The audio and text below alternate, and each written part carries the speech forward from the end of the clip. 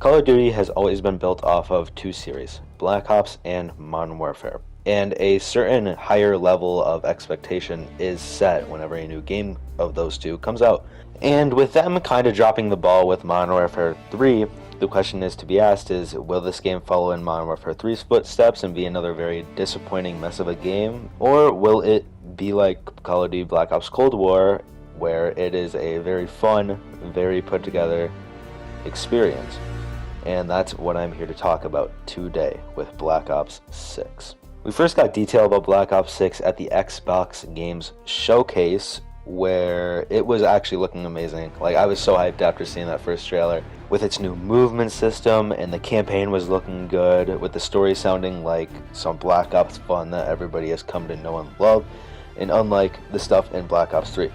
So the COD community was very excited for the first time in forever. Yes, you still had those rage bait morons who are saying stuff like, it was awful, but the COD community as a whole seemed to be excited. Except for like the blind haters who just hate everything. But the COD fans that aren't chronically online seem to be excited. The Zombies community did get kinda worried after COD Next with the reveal of a very casual friendly map with Liberty Falls, titled Liberty Balls by the community. Yes, this was a very mature community, but the COD community as a whole was still very excited. And then the game dropped. Was it worth all the hype?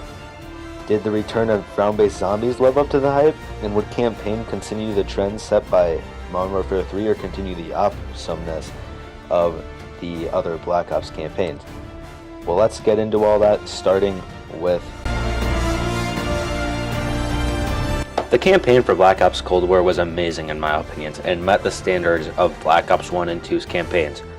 But last year's campaign was not that good, and it had me worrying that this campaign would be bad. But then the reveal came and we learned what this campaign would be about. And the return of Adler in a post-Black Ops 2 woods seemed really cool, and the locations also seemed awesome. Just in general, it seemed like a really good campaign. And it really was. Without spoilers, I loved this campaign and I loved the characters. The level design was amazing and it had one of, if not my favorite, final levels in a COD campaign. But with all that said, let's start with like the spoilers. Use the timestamps in the description if you don't want to get spoiled, but for the people who've played it or don't care, let's get straight into this. So the start of the campaign is people getting lectured, one of which is a returning character, Frank Woods, who is a reoccurring character throughout the story, which I really like, as he is just entertaining, and seeing him in the wheelchair is sad, and it gives him some really good moments. We then are dropped into the reason these people were being lectured, which was them being involved with a group called the Pantheon and trying to take it down. And we are dropped into the shoes of our silent protagonist, Case, which is a bit disappointing. I don't like silent protagonists, unless it's Sonny from Amori. And Sonny from Amori is characterized excellently throughout his campaign, and Case really isn't. Case doesn't really have a personality, so it's just disappointing to have a silent protagonist. I really don't like silent protagonists. But we are also introduced to Marshall and Harrow, who seem to be good friends, and Marshall and her have good dialogue. It really makes you feel like they are friends. And it's nice they didn't do that whole Advanced Warfare thing where it was like, this guy's my best friend, and it doesn't really show you why they're best like friends. This actually shows that they're friends through dialogue, instead of just saying, this is my best friend Will. But they end up capturing like this random guy, and Adler comes out of nowhere and kills him. Adler's character throughout this game is really good in my opinion, but he is just not as good as he was in Cold War. And he doesn't play as big of a role as he did in that game, but he still has the same personality and vibe to him. But after the starting sequence, we see Marshall and Woods get suspended, which doesn't entirely make sense why, because Harrow didn't get suspended. It just feels like they didn't suspend her because they need her for the story. So that's a bit stupid, a bit disappointing, but it is what it is, and they do need her to be still there for things that happen later in the game. And overall, I enjoyed this first level, with it switching between current day and the flashback, but then we get the equivalent of the safe house in this game, which is just this house. And it's just straight up the safe house, but better, because you have all the different character interactions you can find, and I found so many that all were just like great. This was a really good hub area and a lot better than just a screen select. But the team wants to find Adler, so we meet up with one of his old contacts, and we have a cool mission where we had to sneak through this church area and basically just do a task for Adler's old contact so we can recruit her onto our team. we also recruit another person onto our team named Felix, who I really like. His whole character is just a nice, quaint guy with a past that he's ashamed of. And actually does a decent job at showing his disappointment when he slips back into his past until the ending where he just ignores it and becomes a killing machine again. And it doesn't show it as tragic or anything or shocking for his character. He just switches between, man, I don't like my past, it's like really traumatic and messed up, to just a killing machine. Even though like his whole thing was he was disappointed he killed somebody. So I really do not like that, but it is what it is, and it's not terrible, it's just disappointing. You know, I'm not mad, I'm just disappointed. I also like the other character we meet named Sev, who is also like quite personable and likable. But with the help of Felix, we track down Adler, who is being held under the White House, and we go to the White House to find him. And goddamn, this mission is awesome. You have to sneak your way through the mission, and there's a bunch of different ways to get around. And eventually we find Adler and get out of there in a motorcycle. We shoot our way out of the White House, and this mission is so cool. I loved this mission. I was a bit disappointed as the trailer made it seem like Adler was going to be the antagonist of this game, which I would have liked because like in the last game he wasn't fully like a protagonist or like a hero or anything, because he did have antagonistic sides to him, which I liked. And this game he really is, he's like another Woods almost. I still liked his character overall, he's still cool, but I wanted more. But now we have Adler on the crew for this game, so this like crew is complete, and we enter the only open combat mission in this game, which was terrible in Modern Warfare 3. They were so boring and unfun in that game. But this one was actually pretty fun, and I didn't think it was anything great, but it was fun enough. You basically just destroy a bunch of missiles and then get out of there and raid this palace. And we get out of there in a pretty fun spectacle, but then we go to Kentucky to find this secret weapon called Cradle. But while we're there, we see the effects of Cradle, and Case inhales a bunch of them, and you have to go around killing zombies while finding these like key cards. And this is just awesome and so trippy. I loved this mission. It was one of the best missions of the game. But at the end, we're snapped out of this Cradle by Marshall, and we find a tape showing what Cradle looks like on the outside, and it turns you into basically just a Call of Duty zombie. It makes you hallucinate and kill people around you. But the biggest revelation is that Marshall's friend Harrow is the one heading the project, and this causes Marshall to get incredibly mad. It's an alright plot twist. Harrow isn't really all that important up to this point, so it doesn't really hit the audience the way that I think the game wanted to, but the tape mentions a casino in Avalon, so that's where we go for the next mission. This is an amazing mission where you play as all the different characters, and they play a role into breaking into this casino. I loved that, and it's probably the best characterization of Felix, because you have a section where he has to go around and he doesn't want to kill anybody, and it just sucks that they kind of take this characterization like away from him in the last mission, which I'll stop talking about that. But it's so disappointing that they messed up this character like this. It's like, but once we get out of that casino, we find that Cradle links to a man named Gustav, and you go to an airport with a man named Sims, who is in Cold War. And I forgot to mention this, but in an earlier mission you played alongside Park, who is also from Cold War. I just like the characters from Cold War returning. It's just cool to see them how they're doing. But we shoot through this airport, and it's fun. It's like one of the only like shoot missions where like you just go in there and you just kill everybody instead of being silent or anything. And I usually don't like those missions because they're usually not that fun and creative, but since this is like the only one in the game, it's fun. I like it. Well, I mean, technically the first mission's kind of like that, but it's like also like a tutorial, so I wouldn't count it like that. But yeah, I loved this mission, and the ending with us finding the guy and threatening to throw him into the helicopter, or airplane blades, not helicopter, was awesome. And showing like this is like the best characterization moment for Adler, where he actually is about to, and then Sims stops him and says that he's like grown soft. Which, I don't know, I just like that, like how it shows that Adler still is like as tough as he was in Cold War, even though I don't think he really is.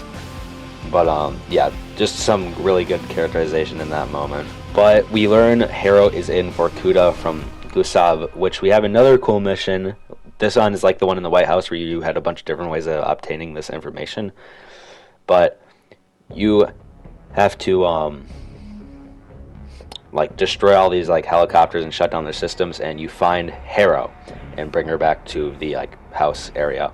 And then we get to the ending of this campaign. I've seen a lot of people hate on it. I've seen a lot of hate for it, but in my opinion, it's really good. The whole thing is split in like two, like, not stories, but like two like things that are happening at the same time. One of them is we play as Harrow as she pieced together her past and backstory, and we see like a representation of like the hateful side of her that caused her to like do the Cradle stuff, and like she's trying to fight it off, but in the end it takes over her, which I like. And the other one is you're fending off the Pantheon's forces as they try to get Harrow back, because once they get Harrow back, they can activate Cradle in, I forgot where it was, but it was like the White House or something, and it would turn basically everybody like into a COD zombie. It's like a bioweapon. And I just really, really liked this mission. We pieced together like her past through like the mirror pieces, and it gives all this like up to this point just like kind of evil villain actual like character growth and like character not development, but like expands upon her character and makes her an actually like decent character. And I really love that section. And then the other section is the crew trying to defend the house from the Pantheon, and there are some awesome moments in this with the music. One of the reasons that Modern Warfare 3's campaign didn't work was because usually there was like no music in the background, and that just made it seem boring, and this does not have that problem with like so many cool moments. My criticism for that section is that Felix doesn't die, even though it seems like he is, and it's like builds up to it, and none of like the main crew really die, which is a bit annoying. But eventually Harrow does break out, and like her like more like evil side takes over, and they have this like really cool like quick time event fight in this helicopter, which leads to them both dying and Cradle not being released. And then we get a cliffhanger ending, which makes me so worried. I really liked this campaign from start to finish. I think it was great. Not as good as Cold War, Black Ops 1 or 2, but I would say it's the best since Cold War, and it's better than any of the Modern Warfare games, and possibly better than like maybe Modern Warfare 1 from the old ones. I really like Modern Warfare 2 and 3 campaign though. But the reason I'm worried about the cliffhanger ending is I just do not want them to do Black Ops 7 next year. Because one of the reasons why MW3 felt like DLC was because it came right after like Modern Warfare 2, so everybody was already bored of that. And then when you have a game in the same series, because I don't think it would be DLC if it was released this year, but people think it's DLC because we just had Modern Warfare 2, so people are bored of that, and like Modern Warfare 3 is a similar game because it's in the same series, so people hate on it and call it a DLC. And I mean, you could, if this came right after Black Ops Cold War, this would be considered a DLC. The reason it feels refreshing is because we play one for a year and then play another one for another year, and it is like a loop that is nice and refreshing. But I hate when they do what I hated when they did Modern Warfare 3 after Modern Warfare 2, because then you're stuck playing Modern Warfare for 2 years in a row, and it would have just been nice to get something else. But that's more my gripes with Modern Warfare like 3. But I think that they are going to do Black Ops 7 next year, and if they make the campaign as bad as Modern Warfare 3's was, that would be so disappointing. And with this cliffhanger ending, they might do another 3-hour basically like not good. They just kill off a random character in Modern Warfare 3. I hope they don't do that again. I really hope they don't do that again. And they might, and that really worries me. But overall, Black Ops 6's campaign was great. And I'm very impressed with the mission design, the stories. I just didn't like the cliffhanger ending. But now let's get into... Zombies is so back. Everything about this Zombies. Well, I shouldn't say everything. This Zombies is amazing. The round-based formula feels so fresh after 2 years of not having it. And yes, I do like the loadout system. It's nice for camo grinding. And for camo grinding, it makes so you never have a map where the wall buys aren't what you need and you have to get it from the box. I like the loadout system. Hot take right away. We're like 30 seconds into this zombie section and I already got a hot take. I have a lot of hot takes, so well, I'm not contrarian, I promise. But I think this mode perfectly balances new stuff and old stuff. Cold War had a little bit too much like old, and Vanguard and Modern Warfare 3 had too much new. This game perfectly balances it. They brought back old stuff like Easter eggs, round-based, the quick pack-a-punch, but it adds new things like the new boss zombie, augments, and a lot more.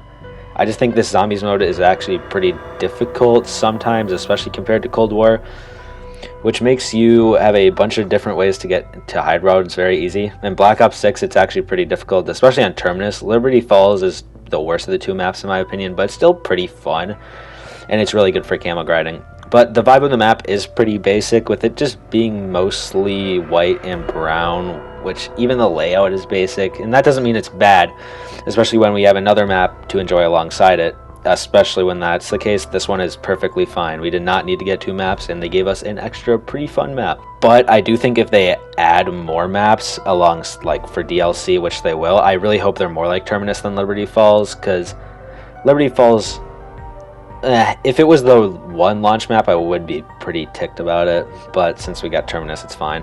I don't really play Liberty Falls that often. I usually go for Terminus, but this map alongside the other ones. But to actually talk about Liberty Falls, the boss zombies are just reused from Cold War, which I really don't like, especially on high rounds with like manglers that are just spammed on the player, which I hate.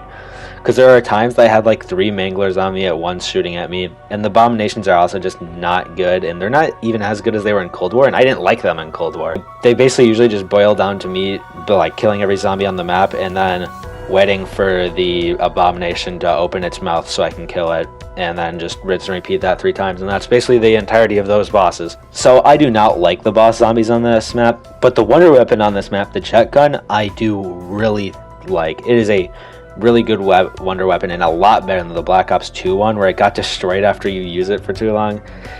This one is actually just pretty overpowered. In this, you can kill so many zombies with just one run through with this thing, and it's insane with how easy it is to kill them with this thing. And the secondary unload fire is cool, even though I'd never really use it, to be honest. It just takes way too long to recharge after it. Overall, Liberty Falls is a map that's really nice to have alongside Terminus. But now let's talk about Terminus itself, and I love this map. The atmosphere is very dark and just overall fits zombies really well. And I haven't been able to obtain the Kraken boss fight yet, but it looks pretty fun, to be honest. And the Beam Smasher is also a decently fun wonder weapon, but honestly, the one thing that I like more in Liberty Falls is the wonder weapon, because I do like the jet gun more than the Beam Smasher. But everything else about Terminus is just better. It does still have some problems though. For example, you can go on a boat to go all around to different islands outside the main prison, and that sounds like a really fun thing, but my personal problem is that all these islands are just death traps. Just trap you on a small island and bombard you with zombies. And outside like the Titanic looking thing, I'll never visit any of them unless the mystery box is there. Like, the other thing I don't like about it is the boss zombies, because they're still pretty much taken from Cold War. So you have the manglers still, you still have those. And then you have this like new one that feels like those things from Cold War that grab you like close to them. It basically has the same move, and that's like the only move it has. So it's basically just a worse version of those things from Cold War, which just disappoints me, honestly. And it's just not a fun boss zombie, as you just have to aim at its weak points, which switch all the time. It feels like a mix of the Abomination and the things from Cold Wars. I forgot what they were called, but yeah, they were way better in Cold War, and just all around, I really don't like the boss zombies on either of these maps. But those are really the only things that I dislike about the map. I like pretty much everything out about it. I love the quest line to get the power on. I like the multiple different areas on the main island, and I know that I've said this before, but the vibe of the map is just awesome. I really like Terminus. Black Ops 6 Zombies is a really good zombies experience, and easily the best zombies game since Black Ops 4, and if the DLC is good, it may even end up being on the level of Black Ops 3. This is a zombies mode that I can sink so much time into, and I'll probably end up going for mastery camos in it, which is something that I almost never do in these games. So I still have a few gripes with the game though. It's not perfect. I think the difficulty scaling is bad. So I feel like the normal zombies are always just really easy, and then they just start spamming boss zombies on high rounds. which gets really egregious in Liberty Falls, and it's definitely worse in Liberty Falls, but you can still feel it in Terminus. I still don't love it in Terminus, but I like the new versions of the Hellhounds that they have. They have the flying things in Terminus, and like I think they're called Vermin in Liberty Falls, and I like them. I know a lot of people like the Hellhounds more, but it's just nice to get some originality in. And I think they fit the vibe of Black Ops 6 really well with like their design and how they work. So I really like that. I just think this is a good zombies experiment. And I think that this is overall a very good zombies experience that might end up being one of my favorite in the whole series by the end of its DLC cycle. But now let's talk about the final part of Black Ops 6, which would be the multiplayer in Black Ops 6 is a decent multiplayer experience. There are a few really big problems in multiplayer, but the big question is, how does Omni movement work in it? And I know Omni movement is in every mode, but I feel like the multiplayer is really, I'll probably notice it the most, and it really doesn't have a big effect on the multiplayer, as I was really hyped for Omni movement, but it really doesn't do much, and it's nice to have, but I don't think it's like the next big thing for Call of Duty. I do think that the movement is nice, as it feels more like, I don't know how to describe it, but like casual than like the crazy movement we had in Modern Warfare 3, because while I wouldn't call myself like a super casual, I'm not to the level of some of those movement goblins in Modern Warfare 3 that got really annoying, because you tried to shoot somebody and then they're just doing this like weird wacko movement that you can't shoot them and they kill you. So that doesn't really happen all that much anymore, which is kind of sad, because the movement in Modern Warfare 3 was actually really fun, and it just was ruined by the people who really kind of like abused it in a way. But yeah, the movement in Black Ops 6 is pretty basic, not really anything too new other than the Omni movement, and the Omni movement isn't really much of an improvement, so I think like the movement would be like a 6 out of 10, slightly above average. But moving on to the other parts of the game, I want to talk about the time to kill in this game, which I really like. In my opinion, slow time to kill is the only good time to kill. I hate fast time to kill, because when you have it really fast time to kill, like in Modern Warfare 1 and 2, you just don't get gunfights. The second somebody sees you, you just are dead, or the second you see somebody, they're dead. So you don't really get like these like gunfights where somebody like escapes to a corner and then you have to do something, kill them. It's just, oh damn, and dead. So that is a good thing about Black Ops 6, because it does have a pretty slow time to kill. And we also have pretty fun weapons. I mean, Call of Duty, especially on launch, does seem to always have the same type of weapons, and the ones that get added are the different ones, but it's still decent all the time, you know, it's never bad. But now let's talk about my negatives for this multiplayer. First off, the maps. They're not as bad as everyone has been saying they are, but they're still pretty bad. I think most of these maps are just mediocre, and I don't really have a problem with almost any of them, but I also don't have something nice to say with almost any of them. They're like 5 out of 10s, but there are a few that are really bad. For example, Lowtown, this map is just straight up awful. Probably one of the worst maps that I've ever played in a Call of Duty game. So you typically have a certain amount of, I'll just call it slop to consume. In a COD game, I usually want a constant action or slop. I usually want constant slop to feed into my mouth, instead of like something like Death Stranding, where I can bear walking for like 5 hours to a location, because I mean, I expect that from games like Death Stranding. But in this map, you come across so little people. You get no slop in your mouth, and it's just a god-awful map. I don't understand how this is enjoyable whatsoever. I usually leave the game if this map is picked. The other really bad map that I really don't like is Red Card. I feel really similarly about Red Card that I feel like about Lowtown, which is just that's way too big, and you see nobody while you're playing it. And they're just bad maps. Like, you see nobody while you're playing it, and you get like 6 kills. Like the whole match. But to be a bit positive, there are a few maps that I think are decent. Nuketown, obviously. I also like Subsonic with the giant doors. They're just fun. Skyline is overall a good looking map, plus the whole thing where you can go into these secret doors is really fun in my opinion. But everything else, it's just meh. There are a few that I like more than others, but not enough for me to like think it's worth mentioning. But another negative I have are like the mode selection is so bad in this game. In my opinion, we should have more than just the 10 modes they have. This is the 24th COD game, and they still have so few modes.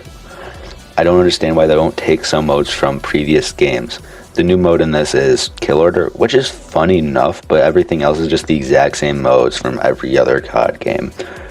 Those are the big two criticisms I have for this. I don't even really feel the skill-based matchmaking, as I think people in general are just sweaty, and now sweats have gone to ranked play, so I do enjoy the multiplayer a lot.